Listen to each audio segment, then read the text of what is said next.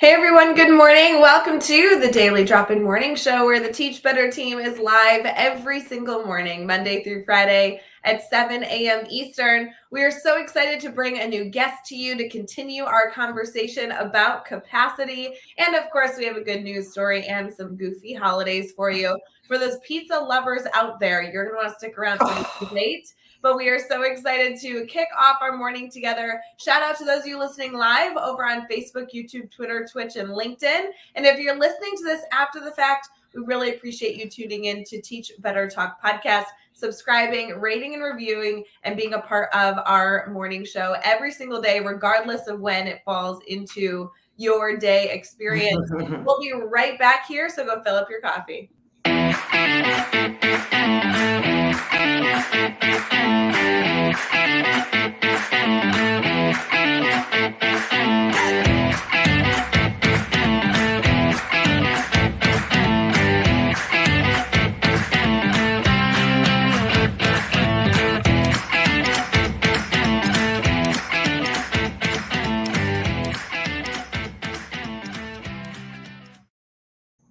Good morning, everyone. Happy Tuesday, April 5th. We have Lillian Ardell with us again. I know you've been on the show, Lillian, with Jeff before in the fall, but I haven't gotten to interview you, so I'm very excited to be live with you.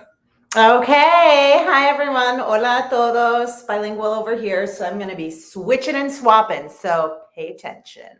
I love it. I love it. I know the energy in the morning we all need, so I know a lot of people really loved being able to experience your energy in the fall, and then now having you back in the spring is just such a wonderful reminder. For those people who may have missed the episode where you and Jeff just had a fabulous morning together, would you mind giving us a little background on who you are, kind of that bio? Yes, of course, and thank you so much. Gracias a todos in the Teach Better space for bringing me on and for helping me get to know some teachers, because first and foremost, I'm a teacher, right? That's why we're all here. And so I am a teacher educator. I was a bilingual teacher in New York City. So shout out to East Coasters for a number of years. I worked in an elementary classroom. Spanish, if we haven't guessed already, is my other language. And I'm just was always curious about the intersection of language and teaching. I guess you could say that was the beginning spark, and it's still my passion and love. And so I pursued a doctorate in bilingual education at New York University. And yeah, now I run this business, Language Matters. And I do staff development, and I really help teachers think about how they show up in the classroom working with their multilingual learner students. So yeah, any topic about language or linguistics, not the scary kind. Well, I mean, I don't think it's scary, but it's so amazing, Rae, how often language enters into the equation and how we can actually look at it and give it some reverence, and then speak to it and speak truth to power through and about language. So that's the value I bring today. I love it. No, there's been so many different opportunities to connect with new people and add them to our PLN so we can be better in all these different areas. You're someone I always encourage our network to connect with. And we actually have a personal connection in addition to obviously being, professionally connected as well. But it's always fun to be able to expose the Teach Better community to people within my personal life as well. Our families, our friends. I mean, it's Yeah. I've known you for, I don't know, at least 2 decades, if not longer.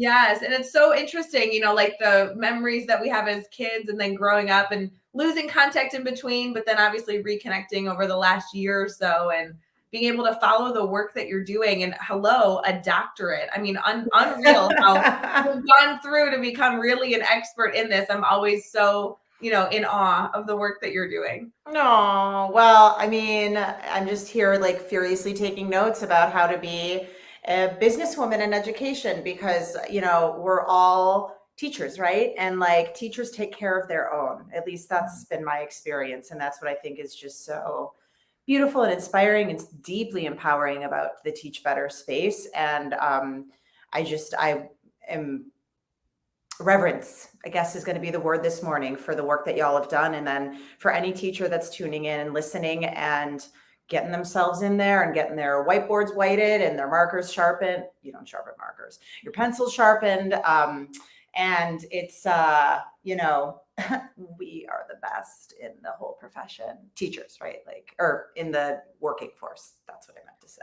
I love it. I love it. We also have been able to not only follow each other diving into language, but you also were able to do a exclusive professional development for our ambassadors just a few months ago as well. Yeah, So that's you've right. been popping up kind of all over in the Teach Better community.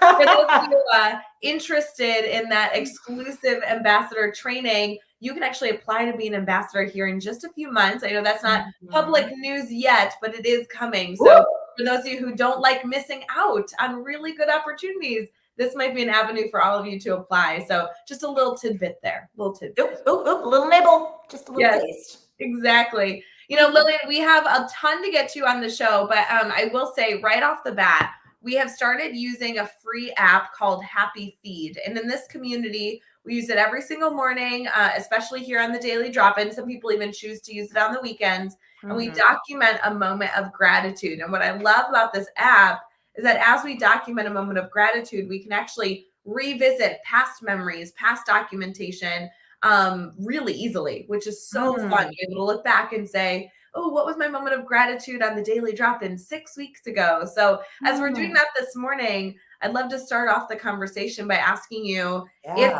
you wouldn't mind sharing what you are grateful for this morning. Yeah, God, talk about the intersection of daily practices and language. I'm grateful for the hard moments, actually, Rae. And I'm pushing myself to do stand-up. Like, who am I to think that I'm funny or to even think about that? But I'm really grateful that I pushed myself to be outside of my comfort zone. And because that's where, I don't know, learning happens. And of course, my children, I'll throw them in there. What about you, honey? Oh my gosh, so grateful for so many things, but I am not letting you go by that quick. I want to hear about the stand-up. Tell us something, because honestly, educators out there are so inundated with responsibilities, stressful circumstances. I love when I talk to an educator that has a hobby that is a little bit different, that I'm like, hold on, are we all missing out on something? What are you up to? Well, I think educators are all public speakers, right? And so I think something actually, Rae, that I'm interested in is labeling and pointing out, talk about language, all of the different roles and hats and frankly skills that teachers bring to the table. And we're commanding an audience all day long. So like no better place to try your material is like in front of just like kids. And so I thought I'm going to be a public speaker. At least that's an aspiration of mine. And I want to knock some jokes in there and keep the audience, disarmed and a little bit laughing while I'm also laying some knowledge bombs about the topic. So I love it. Our community here, we've been encouraging everyone over the last month and even continuing forward into next month to really advocate for themselves and share their voice. And a big emphasis for us is we have applications open for our Teach Better conference. So we're like, okay, even if it's your first time presenting, just go submit a session. We'd love to have you do something like a 20-minute session or a 15-minute session. There's so many opportunities here for us to stand up in front of our peers and share our insight. Any tips on presentation suggestions? I will say most of our community have been focusing on like applying and really like advocating for what you're interested in. We haven't done a lot of professional development here, at least on the show, of strategies on like how to be a good presenter. Oh yeah. Well, I think everyone loves a good demo. So I'm guessing that especially in the teaching space, and even I feel like I'm sharpening up that skill set. But what other tips do I have? Just, I'm not even doing it, but like, standing with a straight back, right? And smiling and, recognizing that you're a queen or a king or a they. I don't know what the non-gender binary for royalty would be, but that you can stand in your power and that gives you the the confidence to be saying the thing that you're doing. And if you're applying to a conference, I would hope that you feel that confidence. So is that sufficient? I guess it'll have to be. Absolutely. I think body language is enormous when presenting, and your body language matters just as much when you're in front of an 11-year-old as when you're in front of a peer at a presentation as well. I love the suggestion of a demo. I think that's such a wonderful, easy go-to for a teacher. I mean, we essentially, teach instructionally or demo concepts all the time that shouldn't go away just because you're in front of colleagues. I mean, in fact, that's when you're going to be able to talk the talk, right? Is when you're demonstrating what the thing is. And then, I mean, we're humans are monkey see as monkey do, right? We are actually apes. And so the more that we can see it, and then also another thing I might add, now that I'm thinking about it, which also shows our vulnerability side, is when we blunder in the middle of a thing, and then how we recover from it. And I think maybe some of us in the profession don't feel like we have the grace to make a little oopsie and then work through it, even though to err is human. And then to err in front of our colleagues and for them to be like, oh, because the first time we do a thing, we're more likely going to stumble than we are going to be flawless at it. And so, I'm not encouraging, but like, if and when it should happen, that's actually an opportunity to bond with your audience a little bit more and to show how you sort of like brush yourself off and you keep on going. Is that a good tip? I love it. No, it's great. I was just on a podcast that isn't going to come out for a few weeks, but it was with somebody in our podcast network. Those of you who follow Dana, she's such a good podcast host, but it was the Out of the Trenches podcast. And one of the questions, the first question she asked was, what was a time that you like essentially made a mistake and got your way out? And I was like, Dana, I think every day. I mean, 1,500 mistakes. Because the more you shoot for, the more you're going to blunder. And in many ways, maybe we could just redo the metrics and say, how many mistakes can I actually make today? Because that means that I was pushing myself out of my comfort zone and I was making the most of the day that I had to breathe. And so if we could circle back to the gratitude, that we're here, that we feel healthy, at least I certainly do. I think you are also, is it gives us another day to err. I love this. Such a good challenge for the morning. I would love for people to spend their day reporting out on how many mistakes you can make today. Yeah. I love the concept of making mistakes because you tried something that you weren't for sure going to be successful at. Like, how wonderful is that? And include your students in it. We'd love for it to hear you report out on how that goes for you this afternoon. I know, Lillian, you're on social media. I'm on social media as well. Send us a message or share a tweet and tag us in it. We'd love to hear how that goes. We're going to transition here into our brainstorm bank. It is Tuesday morning, so we're going to start with our brainstorm bank today. This is where we will get into our theme for the morning and then also take questions from the comments if anybody has specific questions for Dr. Lillian Ardell. So we'll be right back.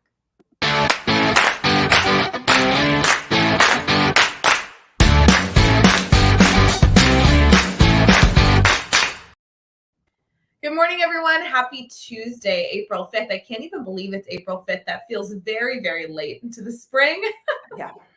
We are getting started here with Dr. Lillian Ardell. Lillian has so much to be able to share, I know, on our theme this week. So I'd love to dive in. But of course, don't forget, in this area, we are constantly asking for interaction from our community. We want to ensure that what we share here on Daily Drop-In is relevant to you. And so if you have any questions pop up in your mind, feel free to throw those in the comments. We always love to support you as you continue to brainstorm through any topic related to teaching or any question that you might have for our community.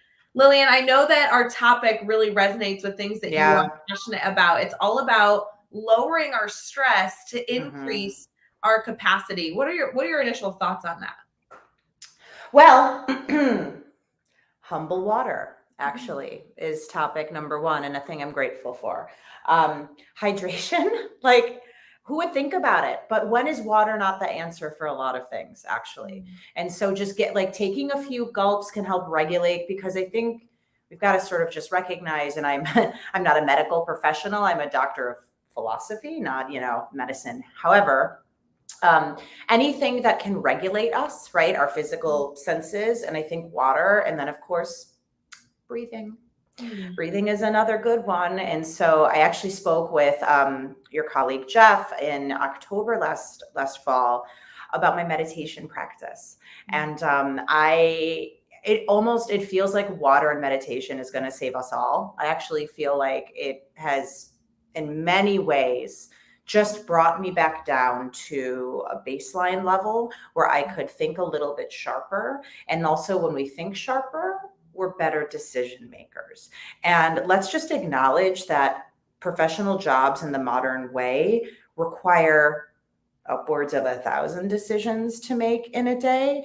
And every single decision that we have to make is just like, it's a little notch in our system that just like pours a little bit of our energy out. And then the bigger decisions require a lot more of the cognitive energy. And so bringing in the water, coffee's good too, but like not so much. And then just like breathing through the situation can really return you to like a more calm state.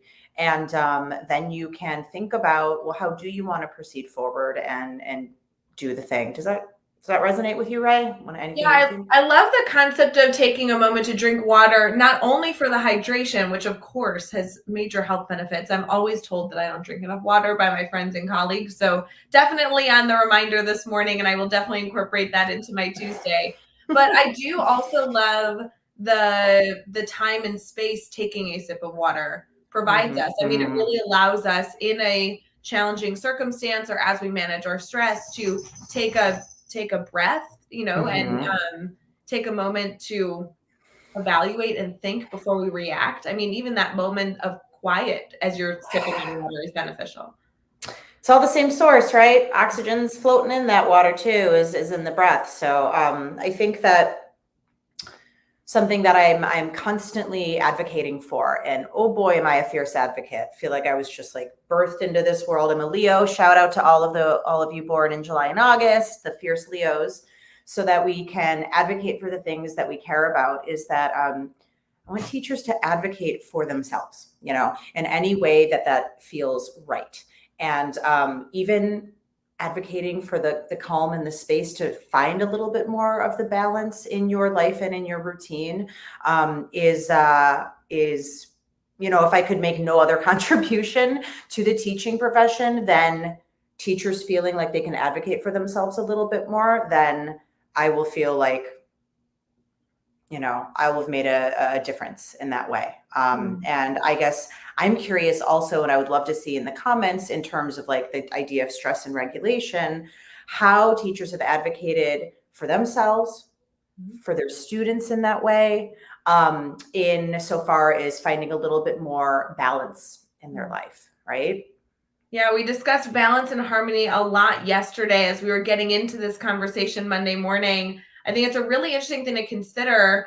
And as we look at stress, there's so many different elements that are helpful, right? Not only centering ourselves and our body, but also gaining perspective, which again, I think a sip of water can be an element of. I was in a meeting yesterday, Lillian, where there were two educators I was speaking to, and one educator I knew was going through a very personally challenging time.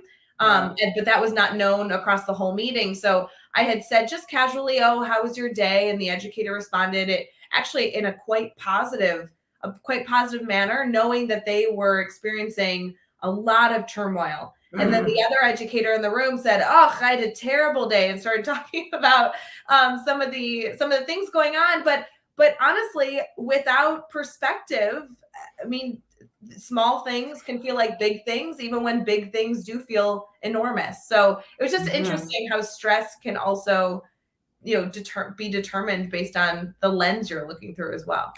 And also what knowledge you carry, because that's just a really curious story, Rae, that you knew a little bit more than the actors in the space, and it allowed you to show up with some grace and humility, right? To have people show up in the way that they feel like it. And I'm going back to, I'm really trying to like sit in the memories of being in my classroom and up in the Bronx, which is where I taught for so many years.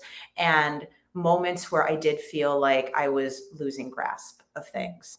And that it's important that because I'm not daily in the classroom in that way any longer, that people would be like, well, what does she know? She doesn't know like the daily grind. And it's like, you know what, in some ways, you are absolutely right that I've lost touch with that. And it's so I would hate for the things I'm talking about to feel like they are out of somebody's reach or grasp. And some days the answer is it is out of that reach, and feeling like taking a moment for a sip of water might be beyond the thing that you could do. But I will say this about anything that's a practice is that just because it didn't happen today does not mean or guarantee that it can't happen for you tomorrow. And I think understanding that the way that we regulate in terms of being required to sleep, I mean, think about as animals, we have to sleep. Like it's a part, there is a cycle and a rhythm to the way that our days sort of operate. The sun rises and the sun sets. And so the next day, I mean, I talk all the time about affirmations. And again, thinking about language matters. The things that you say to yourself upon getting up in the morning, don't go right to the to-do list for F's sake. Give yourself a little moment to like, we're going to talk about pizza later. Like, is there a pizza that I'd like to eat today? Or is there a way that I can maybe get like 10 minutes of arms somehow into my day? Like, do I have like books to stack up somewhere where I could be like working on my summer arm? There's so many ways to fit things in, but so long as they're in the self-service, bringing it back to you feeling like you're doing the things in that way. I don't know.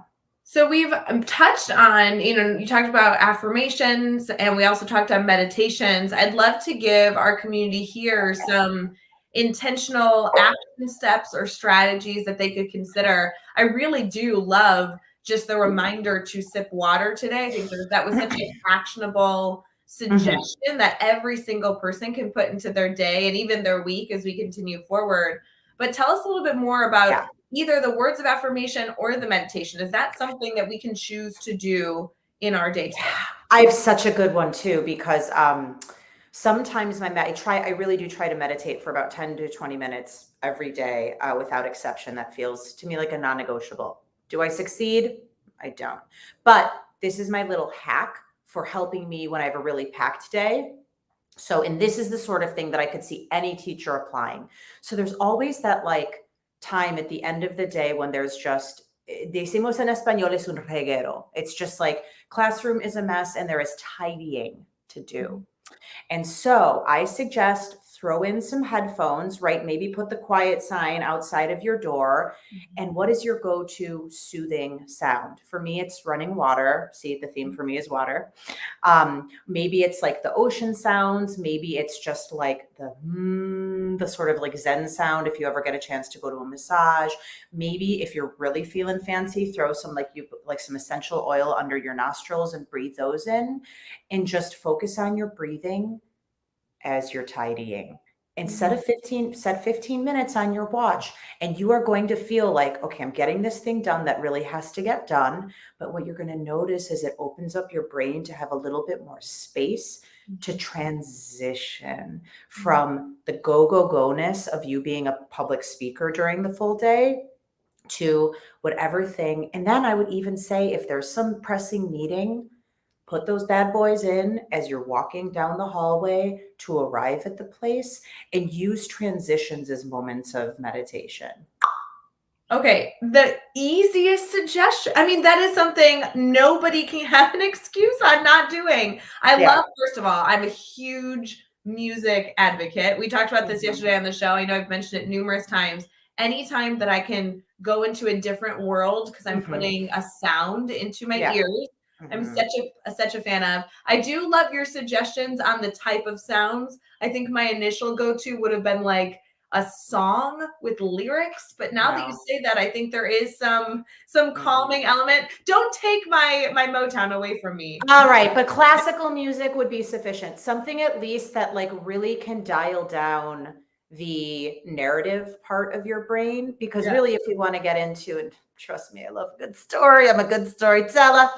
But I think the thing that meditators advocate for is that the churning and the constant of the languaging.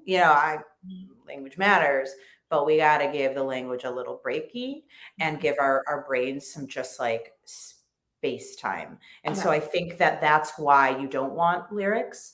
Right. And that's why you want something that's a little bit more soothing. And again, it's about the stillness practice, but you can achieve stillness even as you're moving through in that way.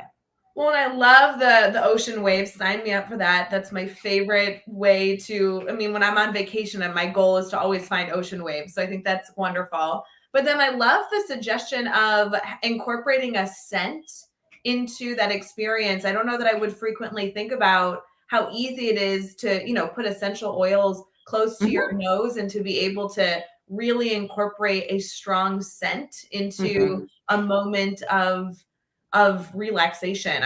We were just talking truly just yesterday evening with our committee that's working on the experience of the Teach Better conference, and we were incorporating the five senses. How do we really want to engage our audience that chooses to attend the Teach Better conference, utilizing their five senses at all times? I love that your suggestion here is to lower our stress by incorporating our five senses. And it's, again, like, talk about actionable and also not very like that none of this is expensive to get, like, to order an essential oil, have them around. I would even suggest getting an oil dehumidifier for your classroom and dropping some of those oils in, especially when you're doing some quiet writing time with your students, to just like zen out the space. Our students are in such different states of shock and turmoil because of the pandemic and just generally the modern condition, that if the classroom is a place where they can feel like I can be a little bit calmer. Also, let's recognize that on the thread about making mistakes, if we feel like we are regulated in a baseline, we can shoot for something that's challenging and have also some grace and self-compassion, because that's another one of the benefits of meditation, is that I've never been kinder to myself during these moments. And relocating, starting a small business. Right now, I'm actually a single parent. Like, these are spaces where turmoil can just consume you. But for me to every day feel like, you know what, I'm doing the best I can. And then the grace and the self-compassion piece is really a nice, beautiful part of the meditation. And as far as the science is concerned, I feel quite certain that the water and the meditation together are pretty consistently two recommendations that come to us insofar as regulating our bodies in that way. Again, not a medical clinician in that way, but I do give reverence to them. Again, that's the third time, so maybe we'll get to 5 for reverence from me. I love it. So good. As we think about essential oils, which I honestly, I used to incorporate so frequently in my life, and now I feel like this is my reminder that I need to get back into that practice. But okay, any like sense that you really enjoy? I'm not asking as a medical professional. I'm just asking like, okay, I'm thinking through this. I'm having this great dialogue. I'm listening to Daily Drop-In. I'm going to go connect with Lillian on social media, and I'm thinking, okay, I'm going to go do this for myself. I'm going to try and do this as I'm tidying up my classroom tomorrow. What should I go snag? What's the flavor of choice? Well, I'm a good lavender girl. Maybe it's because of the alliteration for Lillian and lavender, but eucalyptus is also a favorite. And I love to throw eucalyptus in my showers too. Like, talk about transforming your bathroom into a spa. But like, some really might go citrusy, a little like, or there could be something a little bit more on the herbal side that would suit your needs. I think scents are deeply, deeply personal, right? Like, the thing that's going to bring you there is really what's going to be right for you. So I find lavender to be truly calming. And yeah, it's also, I mean, I think the trick about a scent is that you want to breathe more. Somebody just said I'm also a citrus girl. Exactly.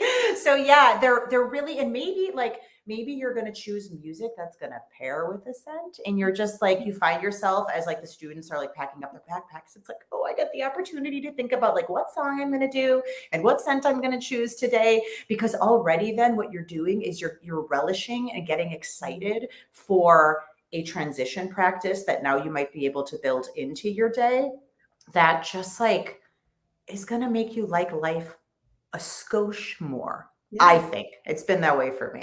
Absolutely. I'm so excited. So I'm encouraging everyone, we got to go find a variety pack so we can go try a few different scents. I will say, Lori, I love that you're saying lavender and citrus are options for you. I am very intrigued about the eucalyptus. You see that all the time. People hang eucalyptus in their shower. Why not get your own mini version of that spa experience with some essential oils? This was such a fun kind of like direction I didn't expect for Daily Drop-In this morning, as we were talking about lowering stress to increase capacity. But I feel like everything that you've been able to provide this morning, Lillian, is so actionable. Like the only thing between us and actually seeing these things out to fruition is our choice to do so. And I think it's so wonderful for all of us to be able to take on a very realistic and practical challenge to support ourselves to be better. So I really appreciate these suggestions this morning. So fun. I'm so glad. So we are going to wrap up here and transition into some good news. I know we need to talk about some pizza, and then we're gonna say goodbye to all of you here this morning as we head into this incredible Tuesday. But Lillian, any final thoughts if people were tuning in right this moment and saying, hey, what's a major takeaway that you want people to consider if they're just hearing you for a few moments right now? Yeah, actually, I'm surprised that it took me this long to say this bit because it's a thing that I would say really has changed the way that I think internally, is that there's this thing in language, and there are the shoulds and the coulds and the mights and I should, right? And we find ourselves, if we're patient and we notice it, on this loop of what we should be doing. I need to, I have to. Okay. You have to breathe and live every day, and you do have to pay taxes. But other than that, there are very few things that you actually have to do. Everything else really is a choice. And so part of the reason why my business is labeled Language Matters is because the language that we use reflects our reality and the way that we go through the world. And so I welcome you, even and especially maybe during that bracketed music moment when you do find that your mind is going to wander, what's the quality and the nature of the narrative that you're telling yourself? And is there a single part of it that you can shift towards more grace, where instead of the I shoulds or the I have tos, hey, what are the small victories that I had today? Where are this? And like teachers have billions of them that build up. And the way that our brains, and this is what I do understand about neuroscience, is that because we're evolutionary beings, we have to look for the downsides, because then we adjust to them and we tweak them and we iterate and we sort of do better, right? But we shouldn't have looking at the negative come at the cost of celebrating the positive and the wins. Y te digo, all of that happens through language and through our thinking mind. Such a good reminder this morning. We'll be right back with some good news and some holidays.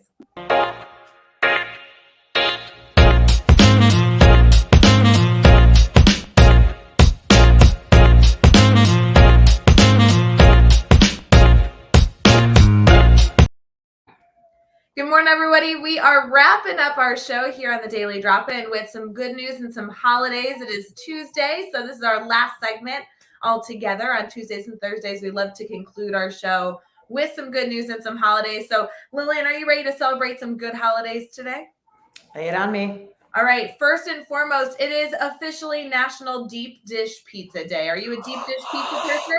Oh my God, that's the reason why I was put on today. Are you kidding? That's like my love language is deep dish pizza. Oh. Today's the day. Today's the day. Go eat some deep dish pizza. I know that this is something that if you're in the Chicago area, you have easy exposure to. I think I can get deep dish pizza by like going a block south from where I am. But if you are in a community where it's hard to find deep dish pizza, we'd love to help you out in some way, because today you got to consume a deep dish pizza. Yeah, hit me up in the DMs and I will send you some Lumalnatis. That is literally the gift I get all like postpartum mothers. So thrilled that you go lose and not Giordano's. Yeah. Good for you. Good for you.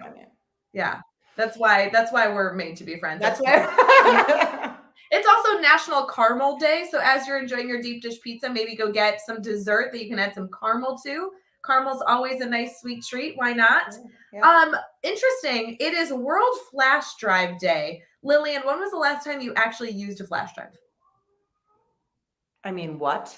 Yeah, like A decade, a maybe. decade. That's Yeah, that I sounds was just right. thinking, I was like, I don't use flash drives anymore, but maybe just for today, I'll go find a reason to use one. Okay, that's fair. Pretty good. It is also World Library Workers Day, so shout out to everyone who continues to support Yes. our libraries. This would be a great day, I think, to allow our students to share their appreciation for our library workers. That would be a fun little break Yeah. opportunity for those of you headed into the classroom this morning. Cool. Last but not least, not a holiday we typically celebrate, but just for fun today, it is officially the day to read a roadmap. I don't know the last time I read a roadmap, but I'm all about it. Why not? A roadmap. Okay, that's cool. Be good. We do have a good news story, and this one also has to do with food because you all know I love food. This one, the headline reads, "Eating avocados twice a week is linked to lowering heart disease by 16 to 22%." That's I a believe big that. number. I believe that. Yeah, those good fatty oils, right? Are you a big avocado lover? Yeah, I mean, I could be more, but I do like that they're really satiating. And I feel like if I'm gonna go salad, which I'm not want to do, there's got to be some avocado on there. I love that. I just had a salad yesterday that had like edamame and feta, and it was so good, but Mhm, I didn't add avocado. I guess I need to. I need to incorporate that. mhm. Avocados are tricky to buy and keep. Keep. It's my only issue with avocados. I love a good avocado, and especially with this 30-year study that they just conducted. Mhm. I love the concept of it being a healthy choice. But I will say sometimes it's tricky to locate them, and it's not a cheap addition to your day. But I Well, and also they're hard to travel with, like a banana. Yes. Yeah, so there's some real like logistical constraints around a good Mhm. cado. All right. Well, I think we should all challenge ourselves this week if we feel like we're looking to take a healthy step. Apparently, avocados are really really good for our bodies. And today, our conversation here was all about putting good things in our bodies, whether it be mental words of affirmation or water. Or I love all these Mhm. connections. So Mm. eat avocado today, friends. Why not? Mhm. Mhm. So Yeah. good. Lillian, I do want to make sure that our community stays connected to you before we sign off here. Would you mind sharing how everyone can stay connected? Absolutely. So again, thank you so much for having me on. I'm Dr. Lillian Ardell. I'm languagematters.org. So that's my website. I still need to sort out, and this was a thing that you'd said to me, Rae, about having the consistent handles across my socials, and I'm not there yet. So on Instagram, I am at Language Matters. You can find me there. On Twitter, however, I'm at Dr. Lillian Ardell, and there's two L's in Lillian and two L's in Ardell. LinkedIn, you'll also find me as Lillian Ardell, and Facebook has a Language Matters website as well. So those are the spaces, and I really would love to engage with any of you. And I'm certain there's just not even a question about it that I'm going to continue to be a little piojo, a little pest in the Teach Better space. And you're not going to get rid of me that easily.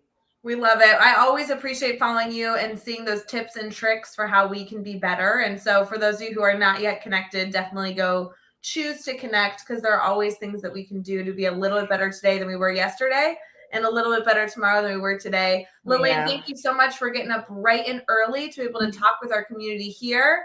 We want to share a wonderful, Tuesday with all of you. Have a wonderful April 5th. And of course, friends, if you need anything, please feel free to reach out. Here in just about 20 minutes, we'll be headed into our first admin mastermind of the morning. Don't forget, there's also an administrative mastermind that happens in the evening on Tuesdays. So for those of you that are continuously looking for your community to stay connected, you absolutely have a lot of different avenues to do that over at teachbetter.com. So thank you for all that you do, friends. And we'll see you later. Have a good Tuesday. Ciao.